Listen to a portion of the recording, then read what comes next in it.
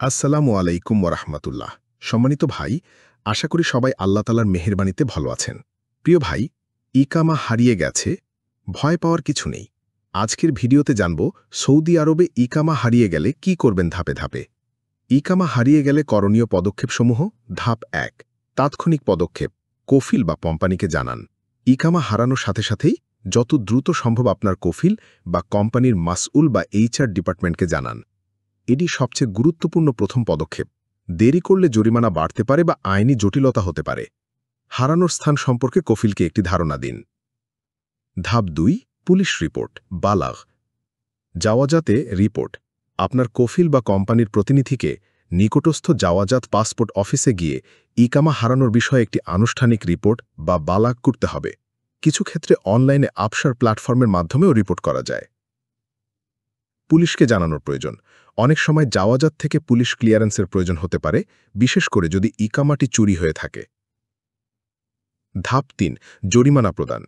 ইকামা হারানোর জন্য একটি নির্দিষ্ট জরিমানা বা মুখালাফা দিতে হয়। প্রথমবার হারালে ১,০০০ সৌদি রিয়াল, দ্বিতীয়বার হারালে ২,০০০ সৌদি রিয়াল, তৃতীয়বার হারালে ৩,০০০ সৌদি রিয়াল। তৃতীয়বার হারালে জরিমানা দেবার পরও আপনাকে সৌদি আরব থেকে চূড়ান্তভাবে দেশে পাঠিয়ে দেওয়া হতে পারে, ডিপোর্টেশন।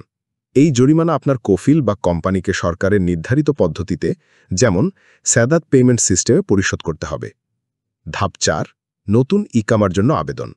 জরিমানা পরিশোধের পর আপনার কফিল বা কোম্পানি নতুন ইকামা বা বাদাল ফকিদ বা লস্ট রিপ্লেসমেন্টের জন্য আবেদন করবে। এই আবেদনটি সাধারণত আবসার বা মুকিম প্ল্যাটফর্মের মাধ্যমে করা হয়।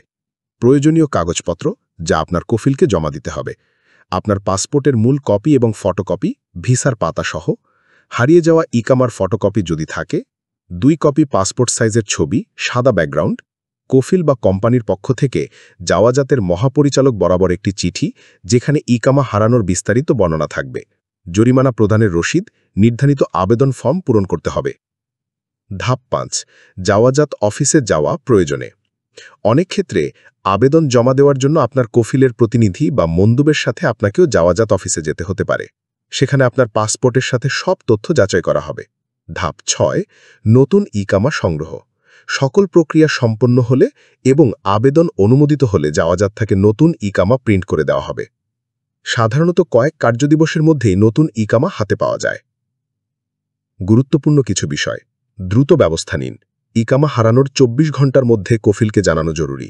দেরি করলে জটিলতা বাড়বে। কফিলের ভূমিকা। মনে রাখবেন, এই পুরো প্রক্রিয়াটি আপনি নিজে একা করতে পারবেন না। আপনার কফিল বা কোম্পানির সক্রিয় সহযোগিতা অপরিহার্য। নথি সংরক্ষণ। সবসময় আপনার ইকামা, পাসপোর্ট এবং অন্যান্য গুরুত্বপূর্ণ ডকুমেন্টের একটি পরিষ্কার ফটোকপি এবং ডিজিটাল কপি মোবাইলে বা ইমেইলে ছবি তুলে সংরক্ষণ করুন।